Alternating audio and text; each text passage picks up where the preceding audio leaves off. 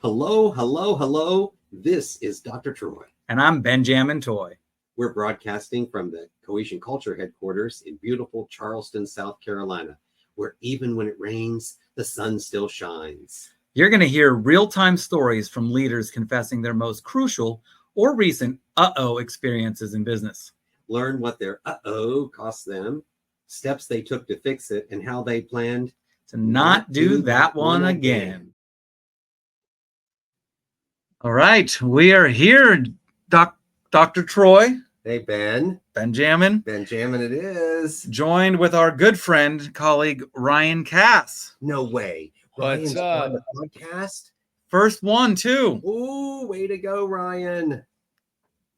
I'm honored. I'm excited for you guys. What a cool intro. Like, I already like StreamYard more because of what just popped up on the screen.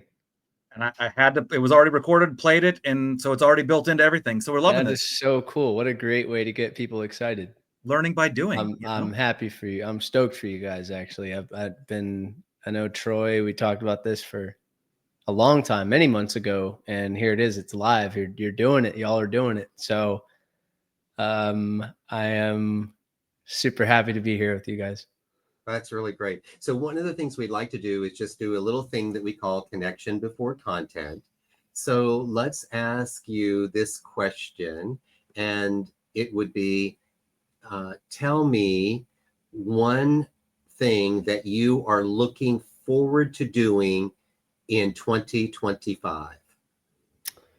One thing that I'm looking forward to doing in 2025 is running across the entire state of South Carolina to raise money for families that currently have a loved one battling cancer. Over the last couple of years, starting in 2023, I've done a 100-mile bridge run here on the Ravenel Bridge in Charleston, South Carolina. And this past year, a few weeks ago in October, ran 150 miles. And collectively, we've raised almost $13,000 and have impacted, most importantly, 8 families. So excited to see what that may bring in 2025 as we increase the distance and get to help some more people out and inspire some more people. I know, I can't even believe this ultra marathon thingy that you do. It just it blows my mind that you could run 100 miles just on the Ravenel Bridge. It's just amazing. But this program, we should give props to the program. This is Breaking Ribbons, right? Isn't that the program? Yep, that's it. Okay, good. So right from the beginning, how do people connect with Breaking Ribbons? Let's get this out. So Breaking Ribbons is, I started this in 2023. And in an ideal world, we don't have these ribbons because we have cures. And when someone wins a race, the winner breaks tape or breaks a ribbon. So hence, Breaking Ribbons is the name, and you can find information available on my website at ryancass.com, and there's a Breaking Ribbons tab. Eventually, we'll be really cool and have a website or something, but little by little, that's what we're doing right now. Dude, it's just, you take it one step at a time. We learn this in leadership all the time. So we don't have to make big leaps. We just have to make steps forward. So congratulations to you. That's really awesome. That's great. One thing that I'm looking forward to in 2025 is an Australia, New Zealand, Hawaii trip. Ooh. So my wife and I and a buddy are going to New Zealand, or going to Australia, and then doing an 11-day cruise, and then just stopping in Hawaii on the way back. So only thing really on the agenda is going to see the Hobbiton Village. Okay. All right. So I'll share one of the things that I'm looking forward to in 2025 is renewing relationships that have gone dim. Mm-hmm. And I really want to focus on some of those relationships that have gone dim, see if we can bring more light to them, or if in fact they should have gone dim or gone out, then it's okay. But I want to make sure that it wasn't just from a lack of me not doing something, that it was truly because that was the mutual decision that we've made. How intentional. Well, thanks. Well, actually, I mean, I had multiple ones, but it depended on what you said that would decide what I said. Because I mean, I've got a travel thing coming up myself, and I'm really looking forward to it. But I thought, here we are. We've got Ryan on, who's talking about curing cancer, doing all these great things, running thousands of miles, and you and I are just taking trips and laying in the sun. I mean, so I just sort of felt like I couldn't do that. I mean, yeah, I get you. Yeah. I just spent 10 days in Western North Carolina. If we need to go there, I know rebuilding you did. houses. You did a great job with it. It's not a competition. No, it's not. No, not No, a it's not. competition. So Ryan, part of being here is for you to talk about your experience. But before we get there, I think it's important that you may lay some groundwork. Let people know a little bit of who you are. So we want to talk not only about the role that you play or the roles that you play in your everyday work or life, but we also want to understand and appreciate who you are as a person. So please feel free to put your humility button on hold and just tell us about yourself. Well, the way I love to start off with that, Sharon, the most important thing about me is I believe that the best gift we can give is to give back. And the greatest accomplishment in this world is nothing that you'll see on my resume. It's the impact that's created in the lives of others. And how I get to play both of those out is through a myriad of different things I'm involved with. And I come from a family with a long-standing trend of alcoholism and mental and emotional abuse, and discovered that to be my greatest gift in life, which has created these types of conversations that we're having right now, and the podcast and the things that people see from me. So I do run a podcast, Win Today, comes out every Monday. And I've got a speaking and coaching cohort that have slowly been building up over the years. Recently Nice. launched the Unshakable Discipline course and mastermind group, really sharing everything that I know about goals and systems that I've studied and refined for the last 13 plus years. And what I really love talking about the most is all of the different things that I get to do to help other people. So we mentioned breaking ribbons, and that's something that has been going on for 2+ years now, where I get to run a lot of miles and do some really hard things to provide to families that are going through even harder things with a loved one battling cancer. Every quarter at my house, I host a community mastermind dinner, which both of y'all have been a part of, that has generated over $12,000 in donations back to 7 nonprofits here in Charleston, South Carolina. And we're going to continue doing that in 2025 and beyond. I love serving as a big brother through Big Brothers Big Sisters, and I've been doing that for 7+ years now. And those are really the things that I would say I'm most proud of. In addition to that, though, I have had the opportunity and fortune to work in the corporate world for 9.5+ years now with the Boeing company. And I've worked my way up to leading one of our training and development organizations here in Charleston, South Carolina on the 787 program. And I'm responsible for about 52 people across the 787 program. So I get to wear a lot of hats, but it's driven by the best gift that I was given growing up in those difficult but very formative years. And I love that I get the opportunity to interact with and be friends with and brothers with people like y'all that are also committed to making this world a better place and sharing our gifts so we can help people out as much as possible. That's really great. And Ryan, I want to just clarify a couple of things before Ben starts out and asks you the first question. And that is, you mentioned the word one day, and I want to make sure that people know that that is 2 separate words. And how do you spell it?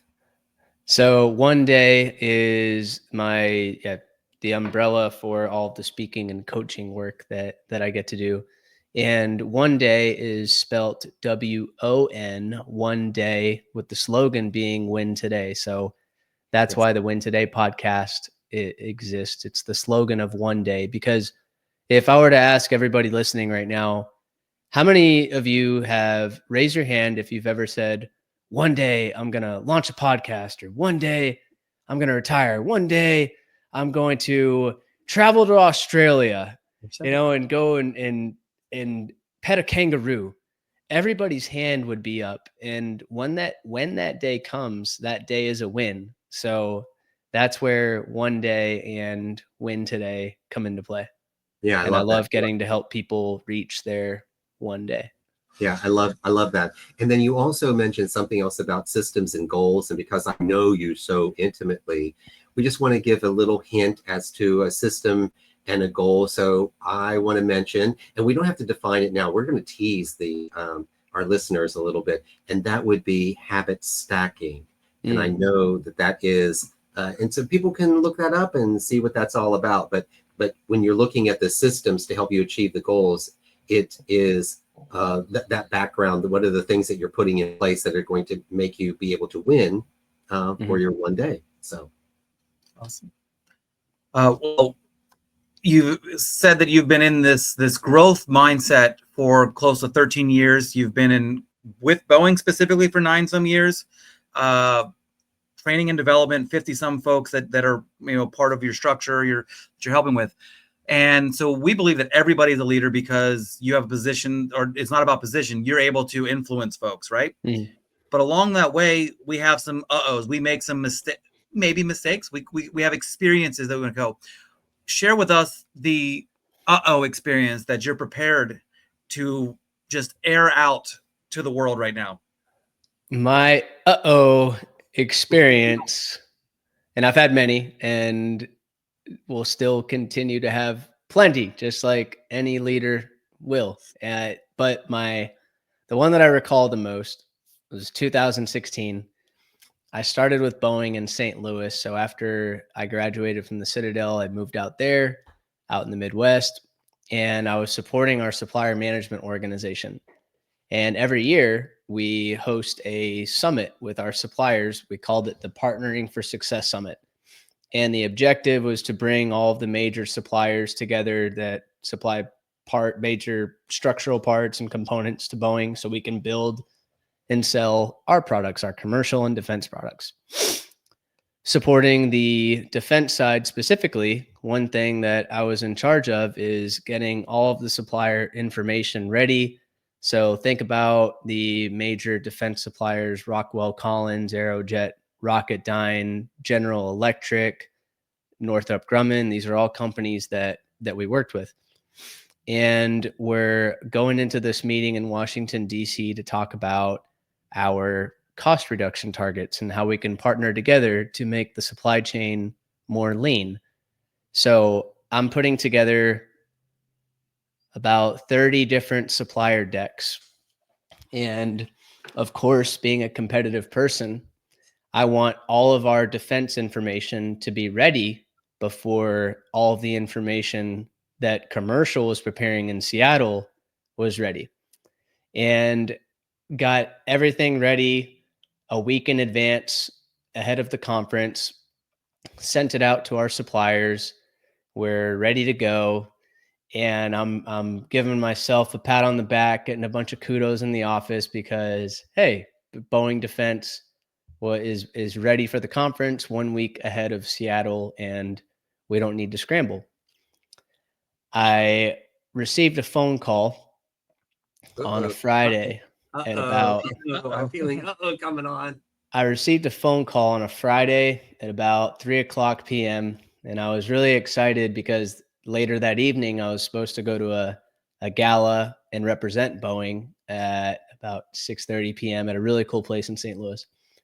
And I get a phone call from someone that says, "Hey, that supplier data you sent out, I noticed that within the data set, you accidentally embedded every single supplier's information into all the decks." So what that really means is General Electric, when they were looking at their deck, if they were savvy enough in Microsoft Excel and Office products, if they double clicked in there, then they would have had the data set for Northrop Grumman's information and Eaton and Aerojet Rocketdyne, and that could have created a huge stir that, hey, how come our target is X and theirs is only Y?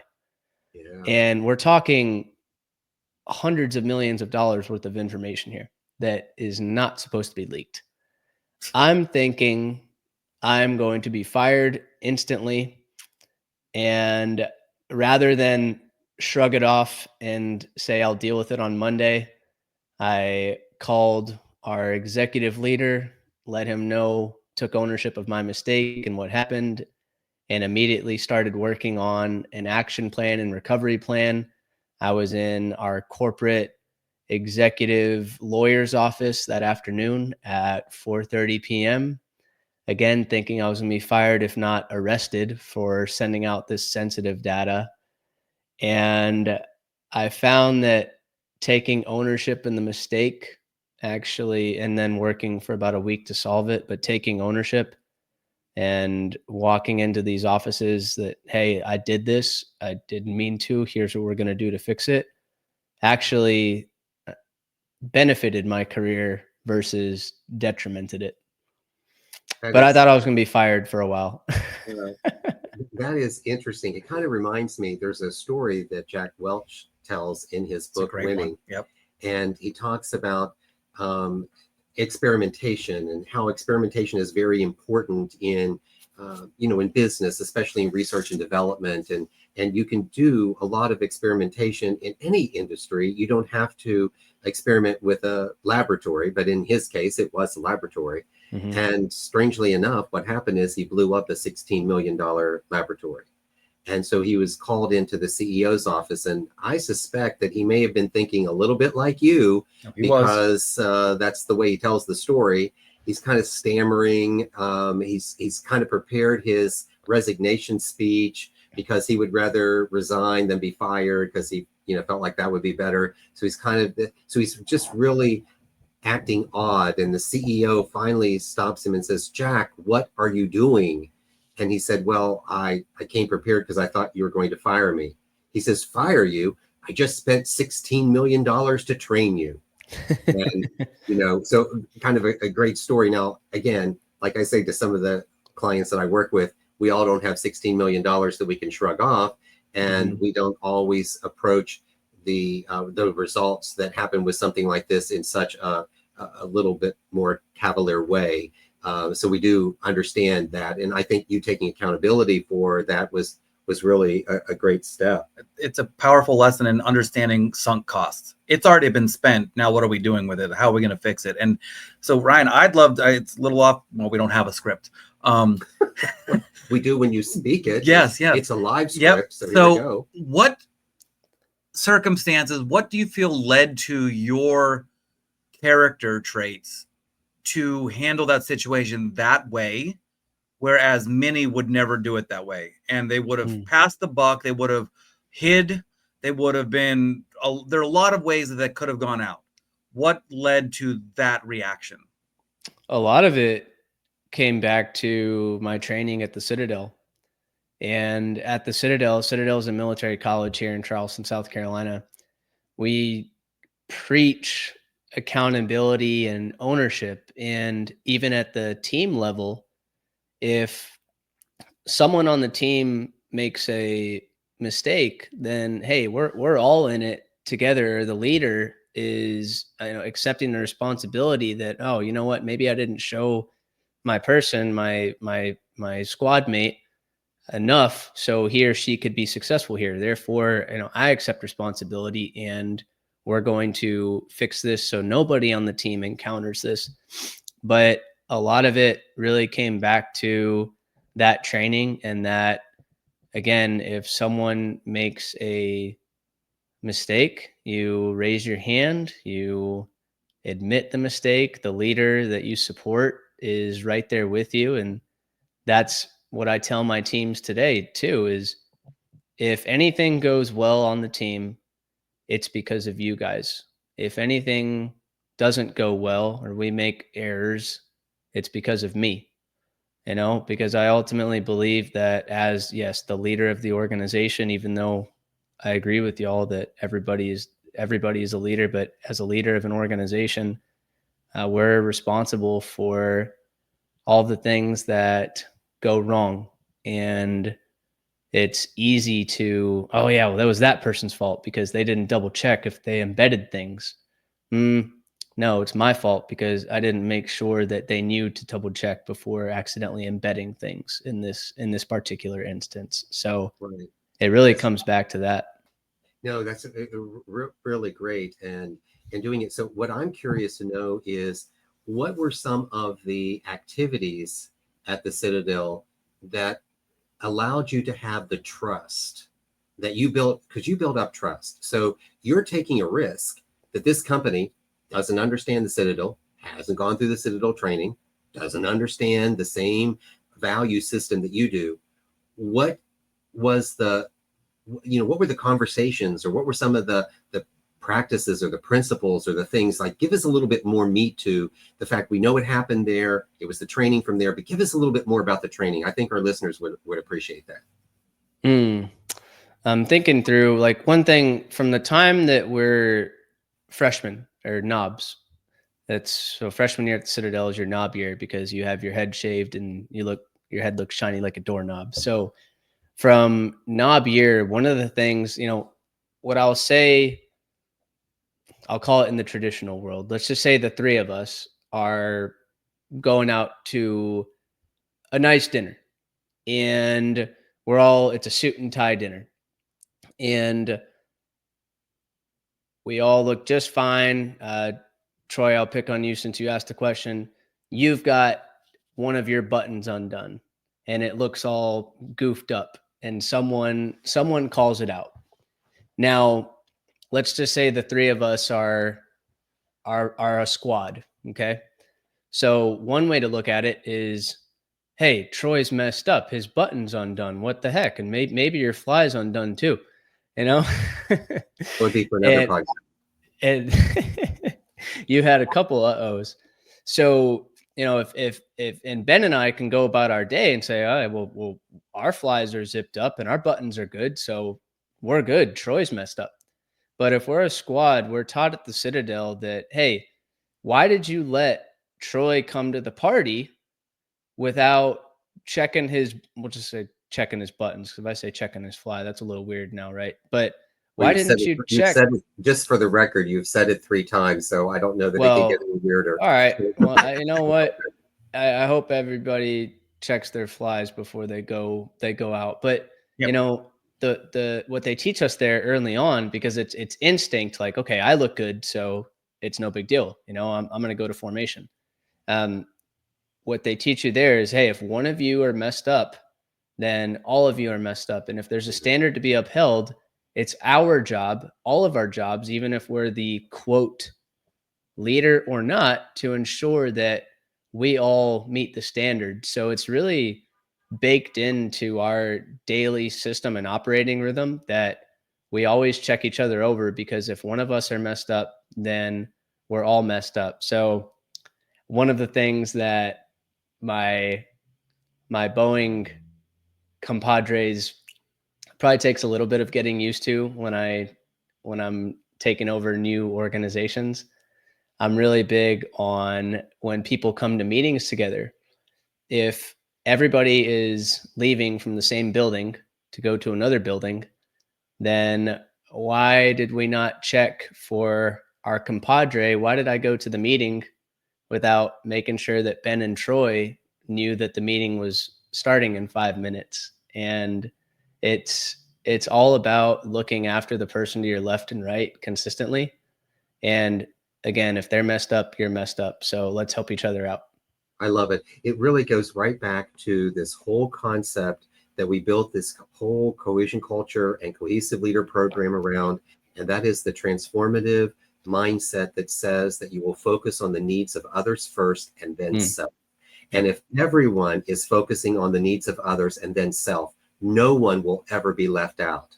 But if you have one person who changes those dynamics, then it changes the way leadership shows up, regardless of where you are in that list. Amen. It's incredible. Great story. I love that. So what are the steps now that you're going to do to not do that type of problem again? That We don't want to So call it a problem. since my what I have done since then and ensure that my teams do as well. And I often share this story as an example. So one of the things that I thought was awesome at the time was, hey, we're done first, we're good to go.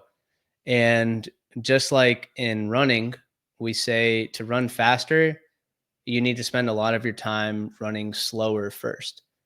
And slow is smooth and smooth is fast. And I tell folks all the time, and the reminder I tell myself too is do things right and do the right things. So I can give you something right now, but it might not be right. So it's constantly questioning everything that we're doing and everything before we submit it. Is this the right thing? And is it done the right way? And that's also baked into the team level. Before we go and bring anything up to an executive level or before really important people see it, we make sure that it goes through a couple sets of eyes, not because we don't trust people, but because we want to look after everyone's blind spots and ensure that we don't accidentally send millions of dollars, hundreds of millions of dollars worth of information out that we then need to call every supplier and say, hey, please destroy that email and let us know when it's gone, because we really can't have you looking at that. So by those two things alone, constantly questioning, and then what's right, and is it being done the right way, and is it the right thing, and then adding in those reviews with people to ensure that they don't put themselves in the same spot are really the two biggest post actions that have been taken and still followed today, 9 years later. It's really great. And I want to just follow up on a couple of things that you said. One specifically, and that I'm going to remember, the other one I may not, but definitely you made a comment about always checking every detail. But I think you then really gave better context to it when you said that you have a second set of eyes looking at it. Because the one thing that I would want to make sure that we don't have, because people are going to listen to these podcasts, they're going to take notes, and we want them to apply those notes. So having them think that they have to check every single detail does not always make sense. It's checking the priority details or checking the big details where you can get tripped up. Those are the ones that you might create maybe a template or a pattern that you would look at. Because if you expect someone to check every single detail, you might end up with analysis by paralysis. And so you may never get anything done because you'll be timid and you'd be afraid. And leadership isn't about being afraid. Leadership is actually being bold, but not being careless. So I think that what I would want to package around that, or how I'd like to frame that, is that there's a level of check, of double checking things, but not for every single detail, but the details that make the most sense. Like making sure I don't have something embedded into my, a PowerPoint may be a good thing, because, so you have a word that may be spelled wrong. That's not going to be a big deal. People can get over that. But you putting out sensitive information that shouldn't be put out, or the information is incorrect, which is almost just as bad as giving you the wrong, too much information, giving the wrong information. So that's kind of how I wanted to think about that. Ben, what's your thoughts? Just in that, like even forwarding an email, sometimes when you forward an email, it truncates all the stuff below it under the 3 dots. And so some people don't realize that it's still there. And all you have to do is press those buttons and then everything shows up. So it's like knowing what you're looking for, or knowing that when you copy and paste things in certain emails, it changes the color of it. Like, oh, this wasn't a personalized email. So if you're trying to, so it's looking at those things and learning and one aspect is learning your systems. It's like some folks would never, like how many folks would have actually clicked on that and gone down? We'll never know. Right. But some would have, right. So it's like, what game are you going to play? Like, are you going to roll the dice on that kind of thing? Yeah. So, yeah. And I Yeah, think no, those are important distinctions there, because I agree with both that I'm not suggesting that this is done for every little thing, because there's also a thing called that you want to be right, you want to be, and you want to be efficient. And if we're looking at every little tiny thing, then we're going to add a bunch of additional layers that are unnecessary, and definitely not suggesting that we need to have meetings about meetings about meetings. But again, the big pieces, make sure the big things are squared away. and I think this leads me into the, you have read Extreme Ownership Absolutely. and Dichotomy of Leadership, right? I haven't read Dichotomy of Leadership, but I'm familiar with it. All right. So basically the concepts of that, a lot of things that Extreme Ownership brings up of it's on the leader's responsibility. And here's where we make the distinction. We say everybody's a leader, but we say organizational leaders, referring to folks that have people reporting to them structurally, things like that. And that's where it comes down to of understanding that decisions you've made of, if you've made you want to say, okay, it's on me. I didn't train that person properly. I didn't give them enough equipment, whatever. But at some point, the dichotomy of that is you can take ownership as so far. At some point, you have to say, I made a bad hire, or I'm not doing this right, or whatever. And that's where that dichotomy is like, at some point, competency matters, right? And so we have to put that to the air. And then, so that's a great follow-up book that those guys wrote, Jocko and Leaf wrote. So it's Extreme Ownership by Jocko Willink. He was the former task unit bruiser. Kyle Ryan American Sniper was on his team of the SEALs. Chris Kyle. And so this is about their stories of what they did in Afghanistan in a certain area, and incredible. And it's a great book where it talks about, here's some situations they've learned in battle, and then how they actually apply this in a business scenario. But what it brings up is, in that idea of extreme ownership, we can take everything on us, but not all things are supposed to be ours. And that's where the dichotomy comes down to, is how do you have the chain of command properly? And that's where to own, I made a bad decision, this person's got to go, type of deal. Right, exactly. And that's where I come in, because I'm a little looser cannon than both of you in many areas. And I say perfect is the enemy of done. And so my goal is to get done more so than perfect. So it's finding that, I think there's a good happy medium to tie in the things that you said about not all the details matter, but the big ones do matter. Yes. Yeah, right. So you see what I have to go through. I have so many moments. I have about yeah. So, but here's what I wanted to ask you. This is really great that you were able to take ownership of this situation. You were able to provide solutions, because I think that is something else very significant about what you did, that we like to make sure that our cohesive leaders through this journey will understand. And that is that when there is an issue, a problem, a concern, something that comes up, that it is up to an individual or a group of individuals to come up with solutions. And if you are a part of the problem, then the only way you get yourself out of being part of the problem is to be part of the solution. So I think the fact that you talked about how you were willing to roll up your sleeves, get down, make something happen, figure it out, work with people. And although you may not have known the solution, you at least knew that you should be finding a solution and you should be working at it, which I think is really remarkable. So I just want to give you, really props and kudos for that. Now, what I want to ask you is, so situation happened. What was the coaching like? How did your superiors now deal with you specifically around this topic? Yeah, I was, again, expecting the worst, and fortunately got the best, and was also fortunate to be working for some great leaders at the time, because they fortunately understood, and it made them recall some moments of themselves. So it was never any sort of scolding that I received. I remember one of my managers, because we did eventually end up going on the DC trip, which I also thought that I was going to be removed from. that, we're having dinner in DC, and he told me, because I asked him, I said, Paul, are you like, do you hate me? Are you pissed at me? What? And he said, of course I shook my head when you called me, but it made me think about some of the big mistakes that I've made. And he shared his stories. So as far as how they dealt with me, they treated me with kindness and trusted me on future things like this, that, hey, make sure you double and quadruple check your embeddedness.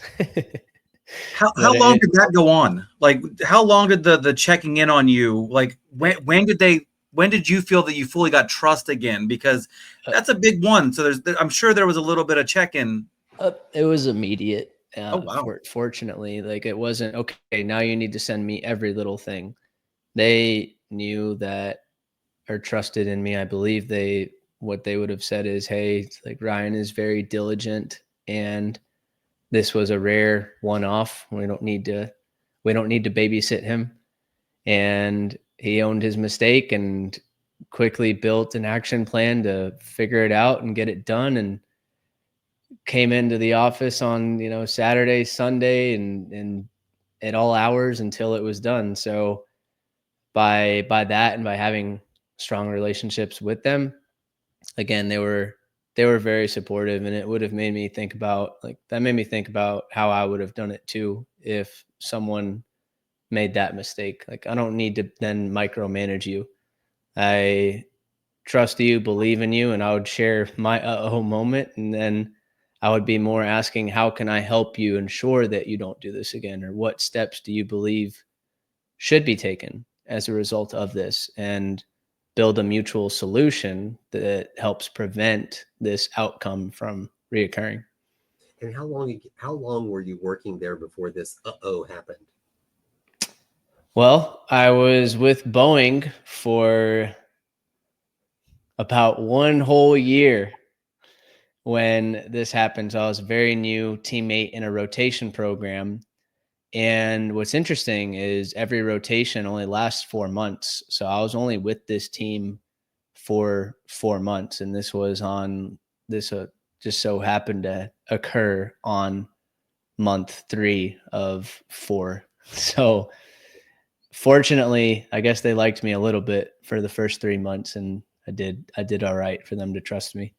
Well, I think one of the things is you are excellent at building social capital in a very quick time frame. It is easy to trust you. I know that from our relationship. It is easy to know that if you say you're going to do something, you do it, because you demonstrate that over and over again. So I think it's important for individuals listening who are taking this to heart and to understand. And I don't want them to simply say, oh, Ryan was lucky. Although I have had supervisors who said it's better to be lucky than smart. But I don't want them to downplay the fact that people didn't, bring you into the office, didn't, lay out the lay of the land for you, didn't make it tough or didn't make it hard. And all of a sudden feel like, well, Ryan's just lucky, for this. It is what you brought to the table in that year. You built so much social capital that you were able to get through that because people believed you and believed in you. And I think that is important for us to understand as we're thinking about, like, the people who are listening to this podcast may be in this category, but we think a lot of them will be, because this is who we're speaking to. These are individuals who are dissatisfied with their current employer because they get looked over for a promotion, and they may not necessarily get all the training and development they need. But sometimes you get looked over for promotion and you think it's somebody else's fault, when in fact it is your fault. And it is your accountability and responsibility to figure out ways in which you can act within the organization to set you up for it. And one of the things I've always talked about to these mentees that I work with, and that is, you have to act like the career you want, not the job you have. If you want to be the manager, you want to be the supervisor, you want to be the leader, act like the leader, even if you are just an individual contributor at the moment. it is still, people will still see that. And this is important because decision makers are looking at those things, looking at your character, looking at the way you're acting each and every day, showing up on time, contributing positively, having humor, but not making humor to the point where it's ridiculous. I mean, all of those little nuances are being added together, and they really contribute to your social capital. So, dude, I'm just saying to you, I love what you do and the way you are as a person. And so I just don't want people to think that it was just easy. You owned your values, and that's that's what you did. You owned your values, which is the O from power. So you owned your values, and it was clear. And that's, I mean, when people see that, it's not a, okay, he's just doing this to get by, or he's trying to be manipulative. No, they already knew that. That's the social capital, was you already had experience being that, and so they were going to take you at face value and just move on. So, And it's important too that in your communication of owning up and it being accountable. I had this conversation with a gentleman I was coaching today, and I said, when you go in, because he felt like he had really screwed up, he needed to apologize for something that he did. And I said, good, then go be directed with your apology. And he says, but I don't want to get into a whole bunch of, conversation about it at the moment. I just really want to apologize because I don't want to leave the day with it being like that. I said, well, good. That's good social, that's good emotional intelligence about your social interactions with people. I said, so frame the conversation, say, hey, I've got some things that I need to get to, but I did not want the day to go by without me apologizing for what I did. And I said, but don't defend it. Even if he adds a little bit more, even if he says, oh, that's okay, or that's whatever, that'll be coaching that I have to give him on the other side. But for him, I said, just don't contribute more conversation, because when you make an apology and defend it, it is no longer an apology or an accountability. It is now me trying to cover myself. Awesome. Ooh, that was that one hit right there at the end. Yeah. Little soundbite. Yeah. I think we're on our wrap up here. We are excited that you are the kickoff guest. We got more to do. But Brian, before you go, one of the things we like to do is just going to do a little round robin here, and we'll start with our guest. Is tell us something impactful that you would like to leave for people. It can be around your experience that you just now had, or relaying back to, my gosh, all of your experiences and what you're doing with breaking ribbons and One Day and your mastermind class and things like that. So what is one thing you would like to leave with individuals that you think could make an impact for them? Remind people that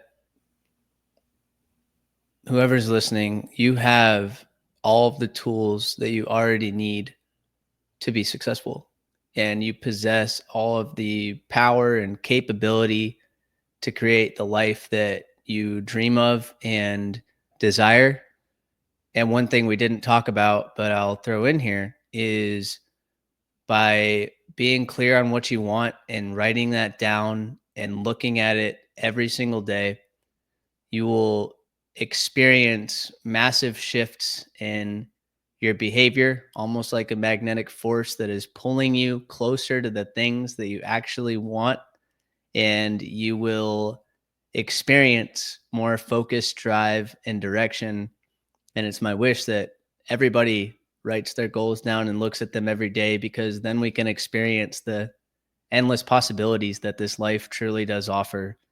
And also recognize that uh-ohs are really growth moments, or they can be some of your greatest growth moments, and we all make them, and they're not the worst thing in the world. So when you get them, celebrate the growth on the other side and what you learn from it. Yeah, great. Ben, Awesome. how about you? What I'm leaving with for the group? And what's impactful? Something impactful. Whew. Just take action. Sometimes you have to feel your way. It's more like you're more likely to act your way into feeling than to feel your way into acting.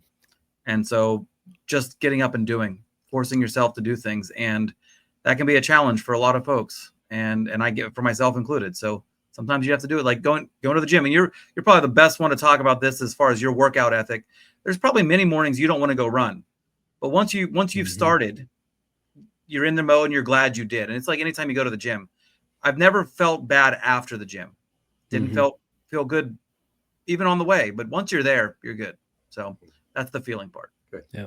So for me, I want to add to Ryan's comment about goals and writing them down, because this is what I learned from Ryan. So Ryan, so you were impactful to me. And I use this so many times when I'm working with people. And that is, it's good to think about your goal, and there's a likelihood that you'll accomplish it if you think about it. You actually increase your likelihood of doing it when you write it down. You increase your likelihood when you speak it to someone else, and you're even exponentially grown when you repeat it multiple times to someone else, because this goal lives, this dream, this whatever it is that you're working on, your desired outcome, it starts to take life. And when you're talking about it, our words shape the things that it really shapes our environment. So our words shape who we are. It shapes what people think about us. It's why we have names for objects, why we call a pen, a cup. I mean, so that we can talk and we can do it. It creates life. And that's what happens when you do it. And I am forever grateful to you for impacting that to me, because it has really helped me work with some folks who didn't get it until after I talked about them making sure that they're telling more people and creating vision around what it is that they want to do. So in addition to me giving an impactful piece to those listening, I get a chance to thank you for how you've impacted me. I'm grateful for you guys, and y'all have made an impact on my life, and I'm glad we can all impact each other. How about that? Yeah. How about that? Yeah. How cool is that? We get to be here and now create something that will impact many that will listen. Very exciting. Exponential at that point. That's right. That's right. That's a good part. So as we close out our podcast, we just like to remind everyone who is listening, you don't have to know everything. You just need to be teachable.